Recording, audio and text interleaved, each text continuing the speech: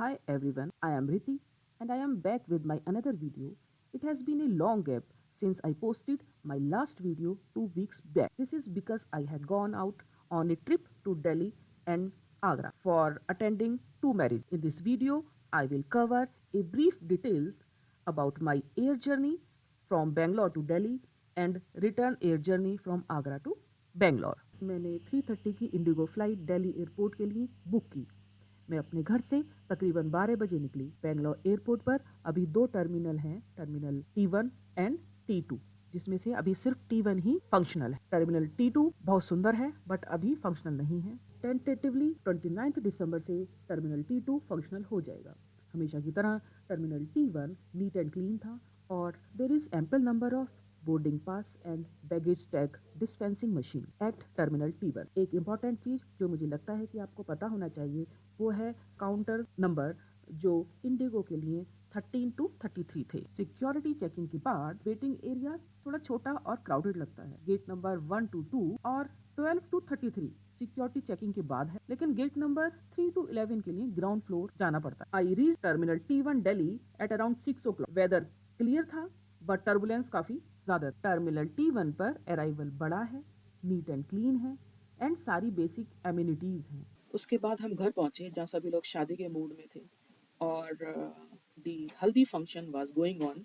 Our bride was very happy and busy in giving poses with my daughter. रात में मेहंदी का programme था जिसमें सब लोग डांस कर रहे थे और हमारी ब्राइड भी बहुत ज़्यादा मस्ती के मूड में थी और वो बार बार अपनी मेहंदी छोड़कर डांस के लिए आ रही। रात में 2:30 तक मस्ती के बाद हम बहुत लेट नाइट सोए। And these are the videos of baraat welcome and at that time you can see my daughter is standing with a contract which groom signed before entry. इस contract में कुछ शर्तें थी जैसे to accept that my Masi is always right, second buy Masi whatever she wants whenever she wants, to always click good pictures of my Masi, take Masi on vacation 2 and 3 times a year, treat my Masi like a queen, etc. After a long wait, finally our bride arrived. The next marriage was at Mathura, which was of elder son of our beloved and esteemed senior colleague. Again, all of the wedding functions, which were spread over 3 days,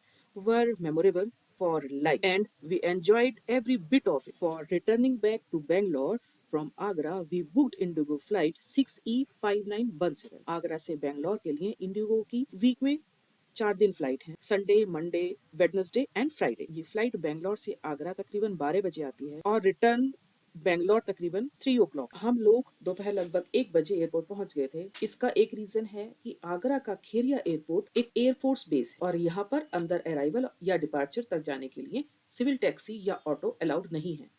Kheria airport base में entry के लिए 2 gets हैं, अजीत नगर gate और अर्जुन नगर gate. Civil flights के लिए entry सिर्फ अर्जुन नगर gate से ही allowed. गलती से हमारा टैक्सी ड्राइवर हमें अजीत नगर गेट पर ले गया था, लेकिन एंट्री न मिलने के कारण हम वापस अर्जुन नगर गेट पे हमें जाना पड़ा। गेट की एंट्री पर ही यूपीएस आरटीसी की बसेस खड़ी रहती हैं। इन बसेस में आपका लगेज लोड करने के लिए एक इंडिविजुअल रहता है।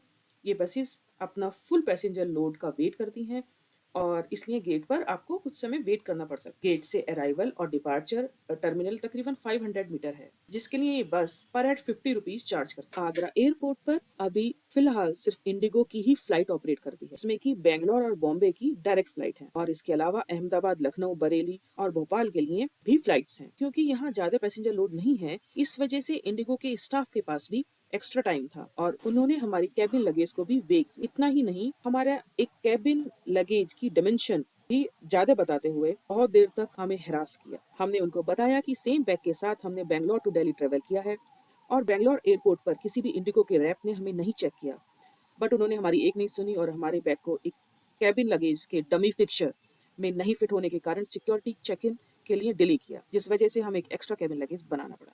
एयरक्राफ्ट बहुत पहले ही पहुंच चुका था और फ्लाइट ने सही टाइम पर टेक ऑफ किया। मिलिट्री एयरपोर्ट होने की वजह से हमें रनवे और रैप के फोटोग्राफ्स लेना अलाउड नहीं था। बैंगलोर एयरपोर्ट पर मंडूज साइक्लोन की वजह से लो क्लाउड्स थे, लेकिन फ्लाइट ने राइट टाइम पर लगभग शाम के 5:30 में लैंडिंग की। After collection of baggage we saw the arrival hall was beautifully decorated for the reception of G20 delegates.